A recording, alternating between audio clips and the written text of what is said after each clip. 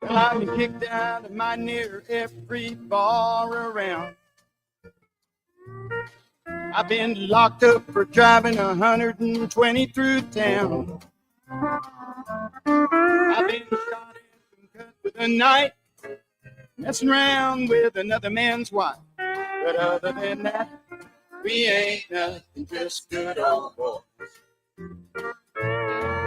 Threw my boss out the window and got fired for my last job. Hot-wired a city truck and turned it over in the mayor's yard. Yeah. Good morning, everybody. Stephanie Connie. Yes, we did. We forgot the time. I'll be honest. We were in there talking about our great friend Bill Posey, and there'll be news on that later. But as we were visiting, we looked up and oh, geez. We were also watching the BBC, and as I happened to look up, at the same time we realized it was 3 minutes after.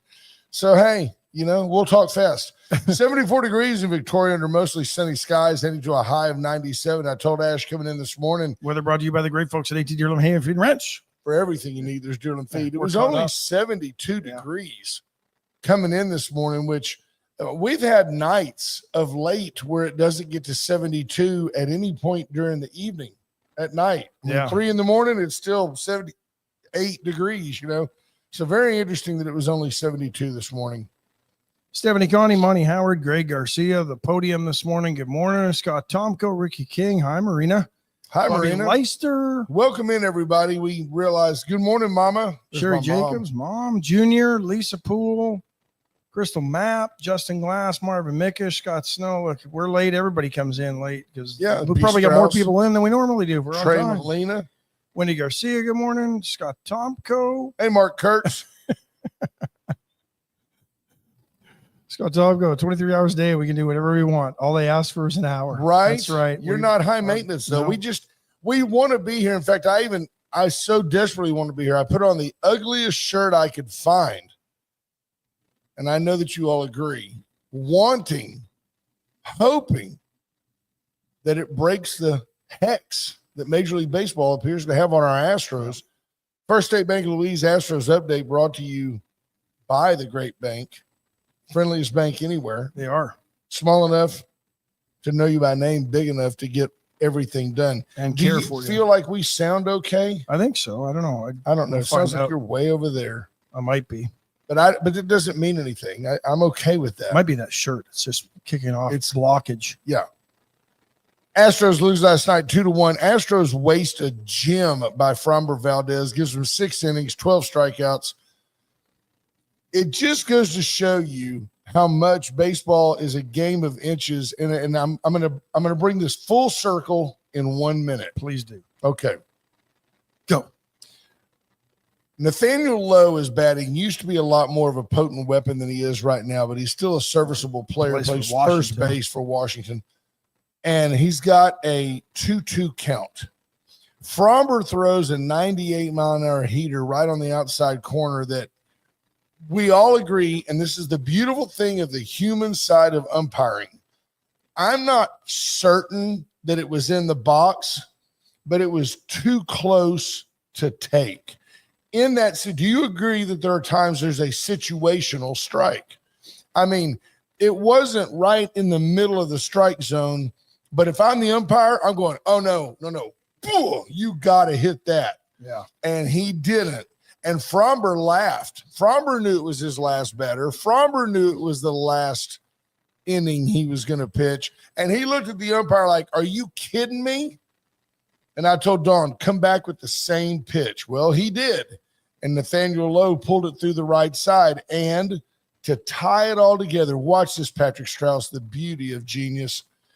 As the ball is going through, my favorite infielder, Christian Walker, makes a Ryne Sandberg-esque effort at the ball. You remember how Rhino played a real solid second base, had 1 year where I think he fielded like .998, but we always laugh that you don't ever see Ryne Sandberg ever dive for a ball. If he can't take a step to the left or a step to the right and catch it cleanly, it's a base hit. Well, Dawn said, come on, Walker, you could have got to that. I think now maybe Christian Walker was paying homage to number 23 as Ryne Sandberg, Hall of Famer, 10-time All-Star, MLB Spokane, Washington MVP, passed away yesterday from metastatic prostate cancer. That one hits close to home. Ryne Sandberg's a peer of my era. Remember him well, watched him well, marveled at how he went through a period where he was the best second baseman in baseball. Apparently him and John Stockton used to have some epic battles on the high school courts in Spokane, Washington. In basketball, In basketball. Ryne was a 3-sport athlete. So many football, are. Baseball, basketball. So many chose are. baseball. Probably the right move. The late, great, I don't know if he's late or not, Dave Winfield, has he passed? No. Dave Winfield, drafted by NFL, Major League Baseball, and the NBA. Think about that. Drafted, not asked to come out for a tryout. Nope. At any rate. Tom Glavine, one of the few drafted to play hockey and baseball. Yeah. And is also a very, very accomplished golfer. So you've got Fromber, pitched great, was that far, literally that far right there from getting out of that inning with a 1-0 lead. The Astros end up losing the game 2-1. One of the relievers came in, one of the spares came in and gave up a couple of runs, a home run. Yeah.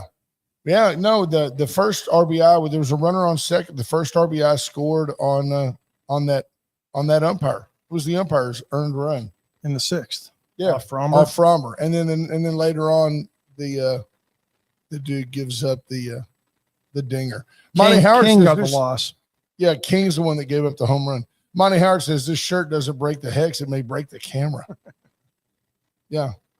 Greg Garcia says so many athletes today only focus on one sport and lose the flexibility and dexterity of the other sports. Yeah, I don't have. It's not even probably strong enough for a theory at this point, but it maybe it is. It just hasn't been proven to be a law. But I do believe in all my years of watching athletics, and I truly believe that is one reason why we see so many injuries on kids that never used to get injured. Think back to your playing days, high school ball. Nobody had the injuries that kids have nowadays where they're having their ACLs repaired and their MCLs repaired and surgeries, and kids are having Tommy John. None of this happened because your football muscles supported your baseball muscles.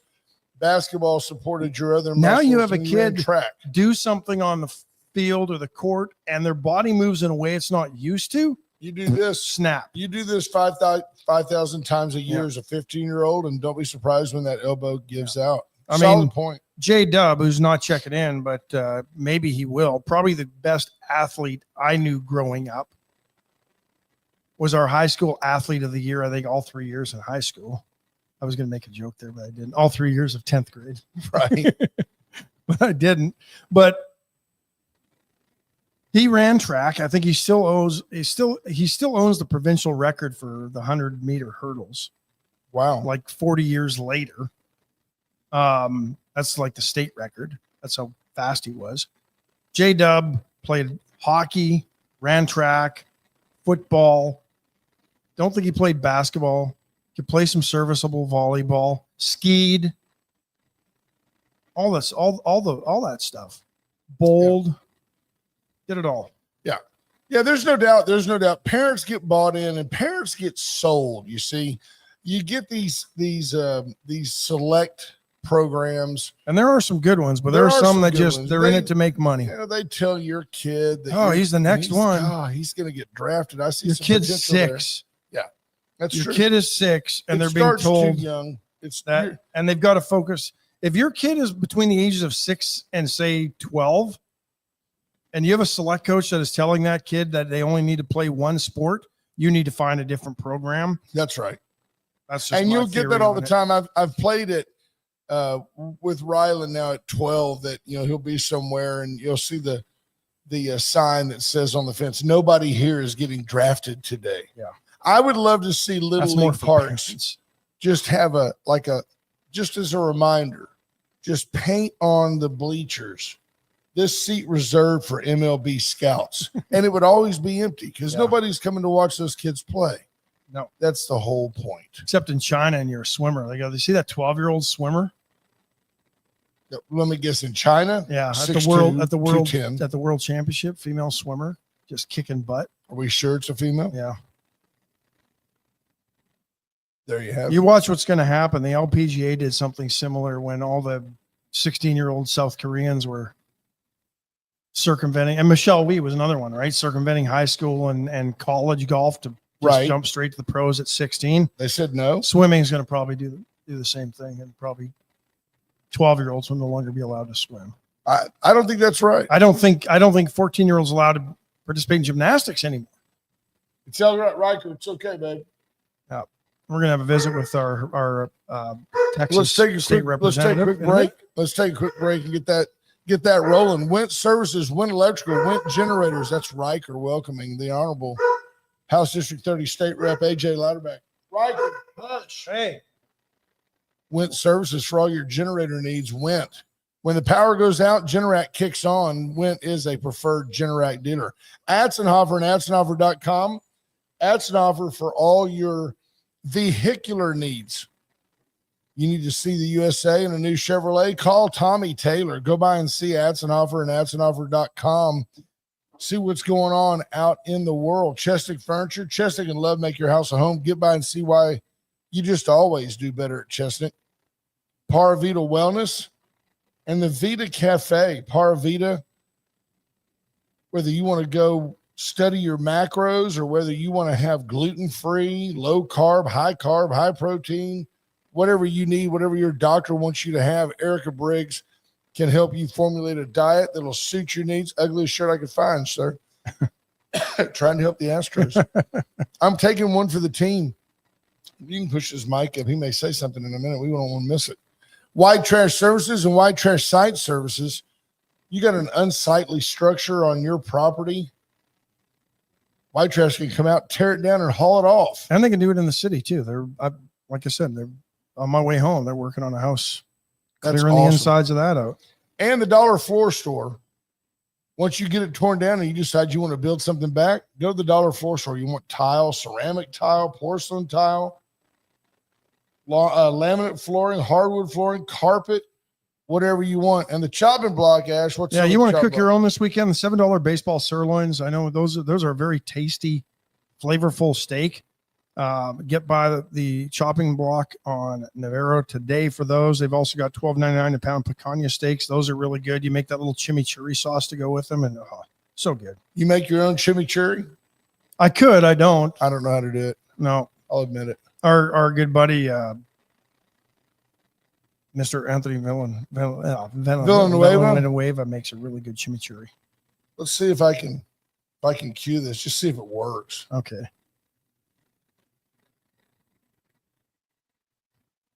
See, I don't understand. And because it really, I'm going to admit it, it irritates the devil out of me if you want to know the truth. It does. It irritates the We had it set up, but I don't know what happened. I don't understand. I just ready to go. Wake up while drinking is free. Cherry Chef walking Bring up to the hardest spot. Drink to my compadres. There we go. Late great Cherry Jeff Walker. Somebody else. The man with the big hat. Willie Nelson. How are you, sir? I'm good. Good morning to both of you. We're thrilled to have you here with us. How are things? Well, you called it yesterday. Gavel in at 10, gavel out at 10:30. Whew. Tough day at the state legislature. We appreciate all your hard work on that.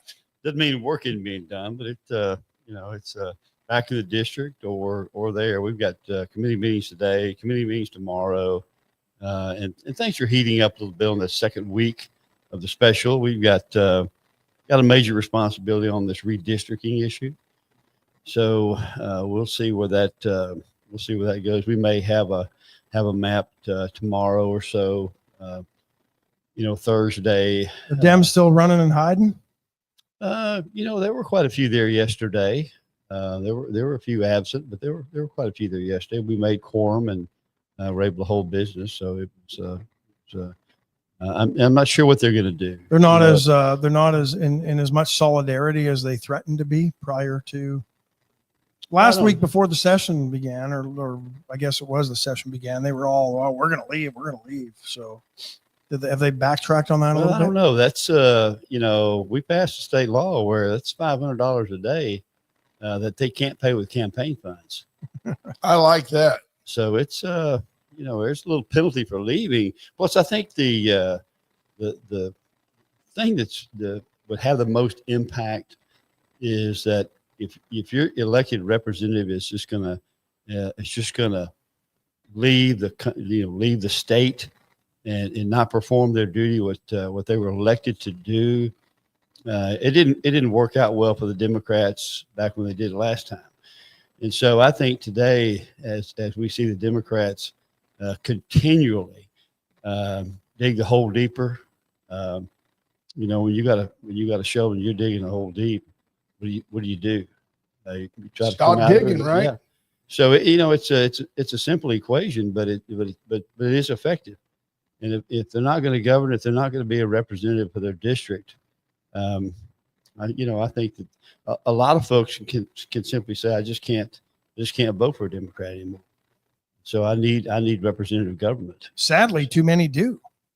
Sadly. I mean, you would never do this, but I can tell you right now, if the state rep, if I'm not living here because you're honorable and do what you say you're going to do, but if I was living in a district and my state rep decided to bail on the legislature, I wouldn't be voting for that person the next time. I mean, and I think that's the real issue at stake here is are they going to represent or not? And so the ones that were there yesterday want to find good policy in Republican policies, conservative policies, and they may not ideologically be aligned on every piece of it, but they can vote. So tell us about your green ribbon, sir. You have a green ribbon. This is a symbol for the flooding tragedy that and Mystic is the green ribbon. It's very nice. So so I know you guys are going to be addressing some of the emergency stuff. Tell us a little bit about those hearings. Yeah, what jumps to your mind on, with your experience and does this work? Do people heed these? What jumps to the fore for you on this whole situation? Well, you've got a natural event that no one controls. I mean, when nature flexes its muscle, we simply are here to try to survive that.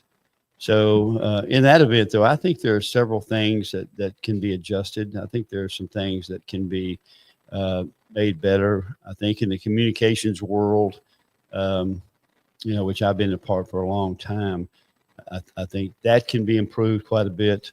And when you improve communications in the emergency level, everything gets better. Are there some unique challenges in that region? I mean, I've been up to the Frio, and there's places that, the cell phone just doesn't work in many of those places. And that's the beauty of going there is you're off the grid, so to speak. Nobody can reach you. And I think there's a reason why a lot of folks don't or go up that way. But what unique challenges, or is that even, who gets involved there? Does the state then fund cell towers, or is that, should AT&T and Verizon be the ones? I think it's going to be a partnership. Ash, AT&T testified last week at the hearing, and had some very good information. So they have stood up some towers right now down there for increased communication. So in the week following the tragedy, they set towers up. And so there's a partnering aspect of this whole thing where they take on some. They poured money into this region and up to communications level, which we ought to thank them for that. And but obviously they're gonna be reimbursed for that kind of thing. But So I think the communication level trying to achieve a better level of interoperability between the agencies that come in, which has always haunted us for many, many years. So that's something that, I'm maybe crafting some legislation. In fact, we're working on some yesterday and today that may help in that regard. Does it make sense? You hear these stories about, certain groups that went and we were there to help and we were turned away. And I get that because like, I guess where I'm going is there a way to kind of pre-vet a group?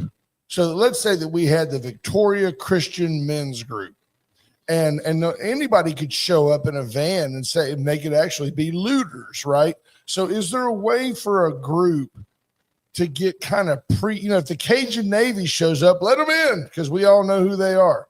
Is there a way to require a group or give them the opportunity to be pre-vetted so that an emergency response team could show up and say, oh, you're with them. Yes, you've been vouched for by Sheriff Louderback. Come on in. There is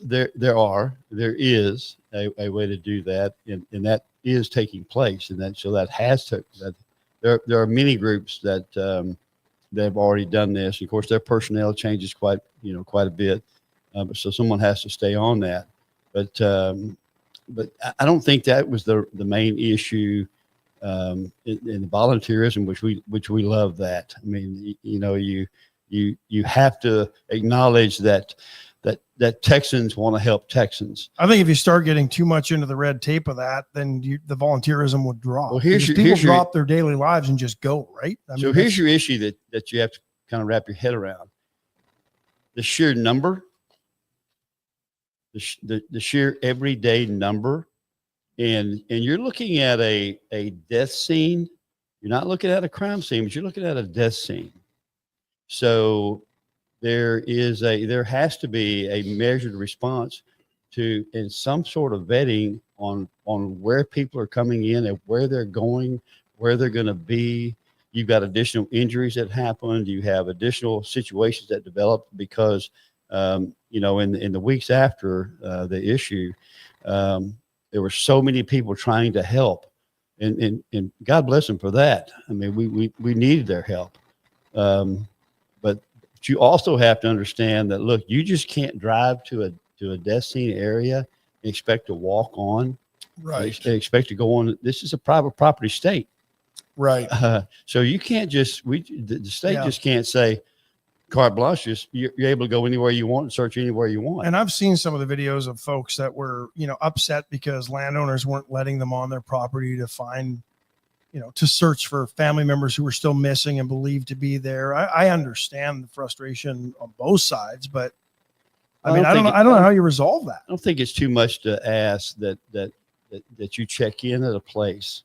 I agree. Which I think we're going to solidify the point where when you go to a disaster scene of any kind, whether it's hurricane, whatever, just pick one, tornado, that we have a central location where you check in, ID yourself, properly identify yourself, and then await instructions as to where you needed to go.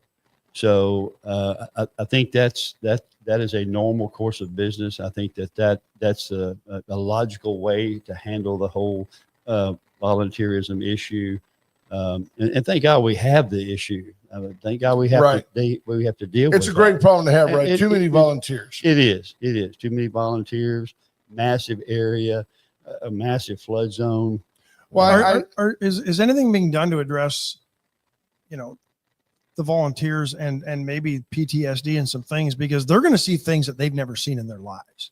And you do have the aftermath. That's a concern that I don't know is getting talked about, but having been through these things when I was in radio and full time and covering crime scenes and death, you see things that you can't unsee. Understood. And, when you're in the hill country and you see a bloated body from somebody who's drowned and it starts to decompose, you're going to smell things, see things that you'd never seen in your life. I think what happens is, and it's not a distinctly or uniquely Texas thing, but it's a Texas thing. People feel they feel moved, they feel somewhat helpless, and they just want to help. They don't know what else to do, right? So they it's not like a train wreck. It's not like watching NASCAR. They just want to help. And the problem is what they want to do, and what, when the 65-year-old woman shows up in her house shoes and says, I'm here to help, she creates another set of problems. Exactly. How do you feed those people? Where do you house those people? How do you make sure that they don't get dehydrated? Hey, somebody's got to go along and support all these volunteers. So unless you're somewhat of a professional volunteer, you probably need to watch. I'm going to tell you real quick. Tammy Keeling asks, why don't, and we're on the camera now, says, why don't you have a town hall meeting? Tammy, I'll submit to you humbly.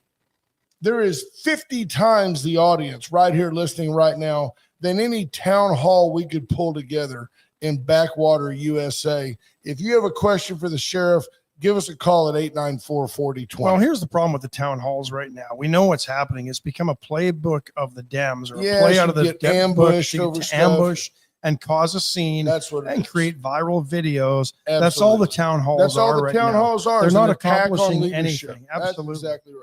Well, please tell Ms. Keeling that she has unfettered access to me at any time. Absolutely. So- I've never dialed your office and somebody didn't answer. So I'm about 3 in the morning. she has my personal cell phone, and she's more than happy to call me. I'd love to take her call. Absolutely. But we had town halls scheduled, and Victoria will be the first, and we'll have them. We just got delayed for 30 days, and we'll resume back in August when the special is over, and get those done. But my district director has been working on those hard. So we just got kind of side railed here for a time. Yeah. How's until we get redistricting going? You mentioned the district. Is Texas, is House District 30 going to be affected by any redistricting? The main battlegrounds, for this area is going to be, it's going to be Houston area, maybe Dallas, Fort Worth. I'm not sure about that, but we'll look at it. I say it may not affect us. This is a congressional district line. So, for the federal aspect of it. Okay. Good. Thanks for the clarification. Does that all end up being about, I know that like you see these districts, like even Michael Cloud's district goes up and catches a little bit of bass drop. Is that all about, sadly, racial numbers? Is that no? It doesn't have anything. It has more to do with votes. And there'll be lawsuits on this, and as you look, and clearly it looks for areas of strength for Democrat, Republican. These things are all just part of it each time. You have to redistrict and look at redistricting every 10 years. You can look at it any legislative session. What I like about visiting with Sheriff Louderback is there's no question that's off limits. And the overall attitude that I get from you, sir, is that you do your best not to let politics get in the way of actually getting something done. And I think that attitude is contagious. I think that's why you've been put on some of these committees. It's why you've served on criminal jurisprudence. Obviously, you have the resume for that. You've been put on this preparedness committee, which, by the way, we've said it more than once, quite an honor for a quote unquote freshman legislator. You hung around up there so much, they said, come on in, we might as well give you a seat.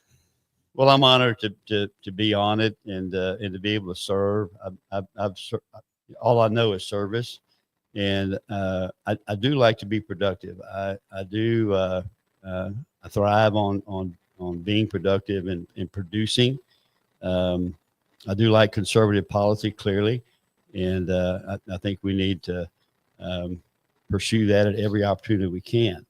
But let's get some things done. Let's government is notorious for slow rolling things, and so that frustrates me. It's always frustrated me up there. That why couldn't the redistricting get done during the regular session? And I mean, is there a reason for that? Busy. Well, Ash, I don't have a good answer for that because it wasn't a factor. It wasn't a factor then. So, you know, I'm not sure why that became an issue. Maybe the president got involved and said, you know, hey, let's look at several of these states and see what redistricting will look like. So very likely could have been something like that. I'm waiting for the day when I'm up there in the gallery and does the gentleman yield for questions? The gentleman yields for what purpose? And I'm just waiting for the day when AJ stands up and turns around and goes, "Will the gentleman just sit down and shut up?" That's really what I'm waiting for, when the complete break of decorum and the place goes into anarchy. Well, it's you know, those days may come, but we try to keep it civil. Yes, sir. We try to keep it civil, and my goal from being a representative for this area is to represent and to at a level that's very high, and so accessibility, availability is key to everything that I do, because I can't represent people that can't get in touch with me. I just don't. I don't think that's possible. Well, your office is just a bee's hive. You go in there and there's people answering phones and returning emails, and I love to go in there and just sit over in the corner, and you'll hear, "Hey, you got that phone number for that lady in Bay City?" And the next thing you know, there's an exchange of ideas, and all the meanwhile you're on the floor, and it's a fascinating machine. Well, last week, in 2 weeks ago, we had the sheriff's conference, and then last week which our training conference that I attended, and then the week after that, we started a special, and they were the office is full of law enforcement folks, and we've got some things that are extremely important. This special that have not been addressed in my estimation properly for some time. So we're trying to get some of those things done. We've got THC bill on the special. So how do you think that's going to go? It's divided into two groups. You have the law enforcement group is simply backed around the fact that, look, we need to protect our children, and let's look at a ban of this stuff, but let's also look at compassionate use. So let's also look at a person who, instead of self-medicating at any opportunity they want with an unknown substance, an unknown quantity of a substance, which is what we have right now. We're trying to say legalized recreational marijuana is not where we want to go. But a prescribed use through a medical issue, through a medical doctor, is legal, and that is the way we ought to go it. And then there's the second group, which is looking for a more regulated, strict regulation type rule on this. And I'm afraid that regulation looks like recreation to me. Yes. So I just don't think that's going to be, the look, but very well could pass. Well, I think since you've kind of helped bring this to our attention, as I've walked into stores and I start looking at what's available, Ash, you'll just see a myriad of different products that are so the guy behind the counter is not a pharmacist. In some cases, he's a kid taking money for bags of ice. And he's not checking IDs for this stuff. There's no quote unquote FDA to make sure that the quality that what it says on the label is what's actually in the bottle. Sometimes on the label it just says proprietary blend, and you don't know what's in that. Some of that, right? Stuff. Yeah, it's so I'm totally I think a compromise position based on the banter I've heard back and forth is an increase in dispensaries and a decrease in accessibility on the street. And maybe that's the way to go. I think that's fair. That's a good way to put it. I think there'll be a compromise bill of some sort. I saw where the governor made a move towards Lieutenant Governor Patrick last week. So I have hope that we can get it to an acceptable state and get it passed. But you know, there's folks in the legislature that there's that one group that's way over here on the left that says, hey, everybody ought to be able to get all the weed they want. Just leave it alone. And then on the extreme right, which is probably fairly close to where AJ dwells, there's that we don't need that stuff on the streets at all in any form whatsoever. And in the middle somewhere is kind of that confusion of there's a group that say, how do we tax it? And then there's a group like you that also says, how do we keep the cartel out of it? Yeah. Yeah. You know, you see that deal where it's like, you're going to sell 3 pounds a week out of your dispensary, but you're going to sell 5 pounds a week out the back door for us, or we're going to burn it down. We have some good businesses. We've got a good business here in Victoria that I think the man is honorable. I think he has a good business. And I think there's room for a not a self-medicated type situation of anything, of a smorgasbord of just anything that you've got the dollars to buy. And I recognize that our elderly and our veterans need access to this. It needs to be cheaper. And so these are the goals that you try to work towards. I know cancer patients that went to Oklahoma to get it. Absolutely. And because they couldn't get a prescription here, and because it's stimulating their appetite. And and let's steer those people towards a medical issue, to a legal issue, with a known product. I think that's extremely important, right, that we have a known product, and we just don't now. I just know that in my own industry, in the insurance industry, it's just going to be a while before Blue Cross Blue Shield says, just show your card and get you some herb, bro. It's just not going to happen. Junior Sample says medical CBD is great, but Oklahoma's gone bad due to the legal weed. So, yeah. Property taxes being looked at this special session or not? I don't think it's going to be they are being looked at. There's some things on there. I just don't think it's a priority, Ash. I don't think it's a priority. And property taxes, next session, from my estimation, have to be a priority. And so from leadership, from the Republican Party of Texas, we're looking for that to become a priority. It wasn't on the top 8 or 9 things from the Republican Party this last session, which I thought it should have been. So, but I think we've got to do something about that. Well, with President Trump announcing yesterday a deal with the EU that involves a bunch of LNG product being shipped, certainly Texas will be a leader in shipping that stuff out. Places in your district will be a leader in that. What are you hearing from your LNG partners in the district, or those that in that business as to the news of what? Well, they were thrilled.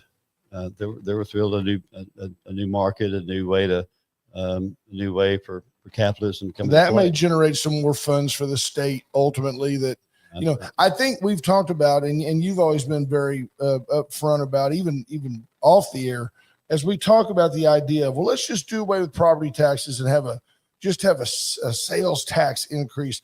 I just don't think Texans are ready for what used to be $1 now cost $1.30. I just don't think they're ready for a 28% sales tax.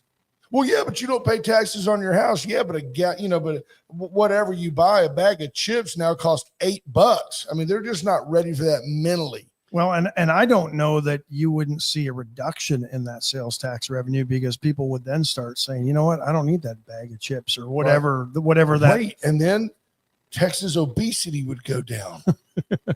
Maybe it's a good thing. Well, you're looking at the unpopulated areas of the state, which sales tax would not work. So a hybrid model of property tax and sales tax is that's what we have to have. We're where we are at because of services. And I think people have to understand that once you start in this area, you're going to affect services at some point in time. Right. So do we maybe need fewer services? I mean, I don't know which ones to cut. I'm not asking you that. I'm just saying, how do you determine, well, we've always thought, I know we need roads. I know we need law enforcement. I know we need fire and EMS, but some of the things that we have maybe should be privatized. just say, hey, pay for it yourself. I think what people are tired of, and Andrew Alvarez says, keep counties from artificially inflating market values. I think that's part of the problem is people are tired of the P game, the shell game, where this taxing entity says, we're not going to raise our tax rate, but then everybody's values go up so that they don't lose that revenue. I think that's what people are tired of is the games being played because, and then they'll turn around and go, well, we don't talk to these guys. We don't plan these things, but it's pretty apparent that nobody's ever losing taxing revenue because the values always go up. I think that's what people are really tired of. Thanks, Andrew, for that nugget of information, because that is part of the issue here. So I think unless you look, we can give exemptions, which we gave another exemption this session, but if your appraised value goes up, and it chews that exemption up, which is seriously what's happening, then you've only done half of it. So I'd love to see the county come in and buy a house that, for what they've, they could have mine. Yeah. I mean, there's a lot of people that would say, come buy my house for what you've appraised it for. I think there's going to be a concerted effort to work with the cities and counties to make sure that the cities and counties have, the dollars to support their infrastructure, because we need that here. It plays a role in everyday life that we have. And so we can't overlook that. I'll share with you that and we joke about this with Ben Zeller's a great friend and a huge proponent of keeping tax rates down. He's done a tremendous job. But I go back to, and today is 4 years since my daddy passed. Today was the day that daddy passed, and I go back to my dad saying, and he loved Judge Posey as well. And I know the judge is listening, but my dad would say, all these politicians get up and talk about how I never raised taxes. But everyone in the school district, my dad was always the school district and the county. They all benefit from that CAD. And he said, on one hand, they're saying, hey, I didn't raise your taxes. And on the other hand, they're holding out their pocket because that county wallet and that school district wallet get fatter every time they raise your property value. So, yeah, there's no doubt. And I don't know what the state can do about that. Yeah, we plussed up school districts a lot. Yeah. A whole lot. Everybody says that they don't have any control over the CAD, but they all make money off the CAD. Well, I mean, when you have city council members and other elected officials on the CAD, maybe it's time to get rid of those positions on the CAD. I don't know. There's Anarchy Ash comes in. Well, I'm just saying, yeah. Anyway, how do you the right combination that works. The property tax relief this time was funded out of the surplus, if I'm not mistaken, correct? The property tax relief this time to the state was funded out of the surplus. Is that correct? I think that's right. I don't know how you sustain that. Yeah, it could have been, but the surplus played a role in it in several ways. That's my question. Brent just asked my question. What happens if that surplus dwindles or doesn't exist one year? Then what? Well, the general consensus with in the session with the legislature period, in my 11 sessions is if we've got the money, we have a surplus, we're going to utilize it, we're going to spend it. If we and the vice versa is true. If we don't have the money, we don't spend it. We have to have a budget here in our state, unlike the federal government, and so I think that's only correct. Each of us have budgets. The state should be is no different. So I think I've said many times that I think there's a spending problem, in the state. Maybe there's a spending problem locally. Maybe there isn't.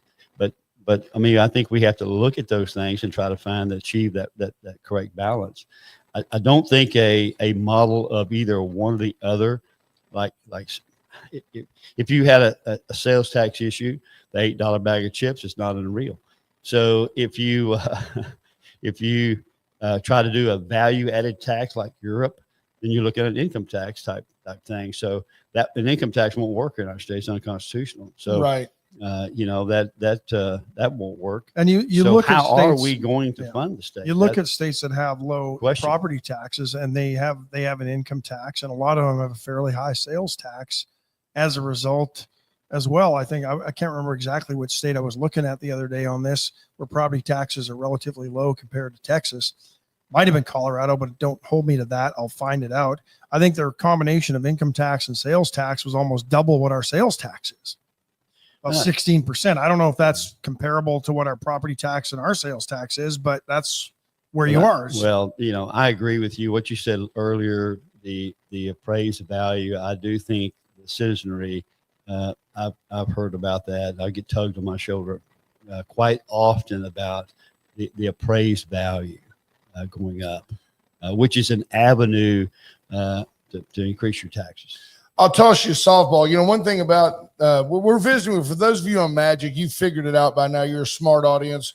We're visiting with State Rep, House District 30 State Rep AJ Louderback. I didn't put that up. And he'll answer any question. He's got zero, fear of the truth.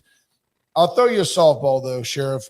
How do you feel about open-ended, not a yes or no? There's no way. It's we're gonna get. It's all about his feelings today. It's all about his feelings. How do you feel about, and what do you? How could you extrapolate and envision an expansion of Governor Ron DeSantis' concept of alligator Alcatraz? What's your take on what's going on over there on the runway, and how do you feel? I heard the other day that the president's deportation program was grabbing that the worst country in the world was El Salvador, had like 106 murders per 100,000 people, and that the president's 100,000 detainees had 729 murderers, confirmed convicted murderers. So he's operating in an efficiency of 7 times the worst murderous country in the world. So to me, it's working. What's your take on alligator Alcatraz? Well, evil exists in this world, and where you find it, I think you've got to be able to deport. I would like to accelerate any of those things. I think the detainment center that's being discussed, and other detainment centers which are going to be happening here in Texas and through the nation, is with the big beautiful bill passing. I think these, as you look at what we've been subjected to for the last 4 years of an insane, intentional policy of death and destruction to our country, this is a horrible state of government that we just went through for 4 years under the Biden administration. So I think all these things are necessary. I'd like to accelerate them. Had breakfast with Tom Homan the other day, and we speak regularly. I would love to listen to one of those conversations. I could just hear a lot of dang right. I could hear that in those conversations. So I think we're on the right track. I think that I think we should build one right here in Victoria County. We got a big, beautiful runway right out there. We used to, Chamber of Commerce used to say, bring your boots. We could say, take your boots. Yeah. Put them on a plane and send them out of here. Anything that I can do to facilitate some of these things happening, we've always done. We've always taken that position. Crime and criminality are first and foremost, and people want to feel safe where they go. And I think that clearly is a role of local and state government, and federal government for that matter. Yes. Now, are you leaving here and going back to Austin today? Yeah, I've got to head back and get some things done. We're gaveled in tomorrow, and then we have a little travel day to Fredericksburg and then on to Kerrville. For probably a pretty lengthy hearing on Thursday, which will be probably an emotional event. Sure. Do you look? I mean, I know at the end of the day, Texans always rally and unify with each other, but are we facing a situation with this flood where somebody or some organization's going to get blamed? Is that the goal of these hearings? Who can we blame for this? Well, it seems to be, and predictably so. I think there will be finger pointing. There's finger pointing now. As to what's going on. I don't know if that's the right approach to it. I hate to see that. I do too. The way I think you have to approach this is after action reports are there for a reason. So we do after action reports in the law enforcement world because they're necessary.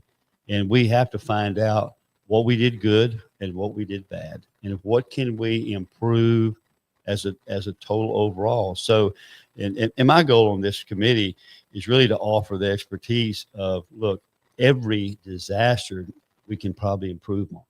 There's some aspect that we can improve. There may be several things we can do. What we can improve on are the rocks and the rivers and the rivulets that accelerate water going down. And when you have a concentrated rainflow in a certain area to the tune of 15 to 18 inches, and what that's going to cause. But can you make adjustments in policy that's going to serve the public better? I think you can. I think you can. Yes, sir. Well, one thing we said here, and the cold, hard truth of it is, if you don't want to lose $1 million house to a hurricane, don't build it on the beach in Port O'Connor. I mean, there you have it. Go build it up on top of a hill. It's almost biblical. So you find when you decide, I don't know whose idea it was, look back, let's herd a bunch of children, many of whom are hoping to learn to swim at summer camp. Let's herd them along the riverbank and then let it rain 18 inches in 20 minutes and see what happens. Well, and who do you blame? Do you blame the camp that built the cottages there? Do you blame 100 years? Do you blame the folks that allowed them to build the cottages there when they probably shouldn't have been, or gave them variances to do so? You can sit here and point fingers all day long. All day. Do you blame the person that turned their alerts off on their phone because they didn't want to be woken up at 2 a.m? And well, that's a great point right there. How many times does your silver alert go off in the middle of the night and you're just trying to hit the screen enough to shut it up? I've turned mine off. Absolutely. I've turned them off. Yeah, no doubt about it. Very common. Well, I tell you what, I think do a tremendous job representing us. I've never had any issue with your stance on things. And we just want to thank you and wish you safe travels, and thank you for taking time to check in with us. And we know that it's not easy. You got to drive down here. You got to deal with us, and we appreciate it. Y'all's communication level with the public is outstanding as really a radio show that I've known both of you for quite some time, and y'all look at things. You're obviously conservative and you're obviously Republican minded in that, but it doesn't mean you won't entertain any other ideas about it. Yes, sir. And it doesn't mean, I'm willing to take questions, but y'all are too. So y'all stand really here at the crossroads of good information. There's good things that you can get every morning that y'all are on the air and discussing each and everything in an unfettered type attitude. So we appreciate that. Appreciate that. If you choose to fly a flag in our honor, or if you'd like to find some type of state appropriated funding for the way, if you decide that we're essential communication, we would love any checks made out to Brent and Ash. Well, can't do that. I don't believe in funding NPR. Can't. That's right. We're funding this. We might be too biased to get any specific. I don't think you'd be on the NPR. Sir, we appreciate you very much, and we're going to take our last break and safe travels, sir. Absolutely. Thank you for all you do. Thank you, sir. That's Sheriff AJ Louderback. We call him Sheriff, but he's the Honorable House District 30 State Representative for our area, and just a real treasure of a friend and of a representative. Folks, Allen's Wrecker Service, other friends of ours, reach out to Allen's at 578-6300. The big rig got called into action yesterday. Yes, sir, they did. I don't feel bad about saying it. It was Halliburton. Halliburton gave them a call and said, hey, we need some help. Bring the Kenworth. And they brought the heavy duty recovery truck out there to help. If it's good enough for Halliburton, it's good enough for you. Veracruz Restaurant, Ida Caballero posted yesterday, come on by and have the best, she called it, Ash, the best chicken fried steak in town. I think she's calling out some other eateries. Maybe so. And I'll tell you what, I couldn't argue. It's the gravy. Get by and have the chicken fried steak. Throw a queso on it too, if you from them. USA Concrete Coatings, 578 Home. Charlie Garcia and his team will help you and yours put down the tough as nails polyurethane coat that won't crack, stick, peel, or fade, and you'll be thrilled with your concrete flooring. Palace Bingo, still where friends meet friends. Get by Palace Bingo. Have a blast. Support local charities. Palace Bingo is your home. So we've got a minute or two to wrap things up. Are you got some humor? My brother says Wade and Carter Day. Wade and Carter. Every day is that. Wade and Carter Day. We get to share it with you folks, and we have a blast doing it. He actually said something pretty relevant here. He goes, you lower or reduce one tax. It's my brother Corey. Another tax will increase or a new tax will be introduced just to make up the shortfall. And there's no doubt about this, right? Because somewhere in Austin, there's a guy, it used to be Glenn Hager. There's a guy or gal whose job it is to back into, they've got to back into how much money do we need? Now, they've only been off by $50 billion a couple of times, but they back into it. So, you know, I mean, the idea would be, say me and Ash each own property that's worth together $3, $200,000. Together, we each own a $100,000 house, and the state needs $100. Well, then they somewhere in there's got to be a 0.0005 because 200,000 times 0.0005 gets you the $100. I need to math check you. That's how they do that. I know but that's how they do it. They back into it. They don't just go, well, we're going to charge 0.003 because we're lowering taxes, and all of a sudden they've got a shortfall. So that's not going to happen because they never cut spending. That's the problem I've got, and Sheriff alluded to it a little bit. We've had 2 straight surpluses of $25 billion each biennium, and we've spent every single dime of it. Yeah, that's where are those conservative values? Adam Sugar says, "Did y'all hear Representative Sheriff Louderback doesn't read bills? He just stares at them until they give up the info he wants." A lot of truth in that. Now, AJ is all about cutting spending because I've spent excessive time with him and Marcy, and I'll hear him say, "Marcy, you've got to cut spending." Yes, I've heard it. Yeah. So there was something else up here that I thought was I'm trying to find it. You're trying to. Sam McKeely made a point. The school district put citizens instead of trustees on the CAD. The city and the county did not, and that's what I respect that. I do too, and I think we, if you want to see a little bit more transparency in the CAD, I think you stop putting county commissioners and city council members on the CAD just because they're elected to those bodies. 3 good people though: Dale Zuck, Zed Stewart, and Judy Clegg, all joining the CAD. I tell you what, that's I love 3 Zed. good ones. I'm surprised he got on there, to be honest. I am too. He's pretty conservative. I just didn't think he'd be appointed because he is too conservative. Folks, it's the top of the hour. We wish you nothing but a great day. I hope you have a great day. Be safe on the roads. We promise we will be here at 7:00 tomorrow. Yeah, tomorrow we'll be early. We'll start at 6:58. Y'all have a great day. Bye, folks. Bye, folks. Well, I've been kicked out of my near every ball.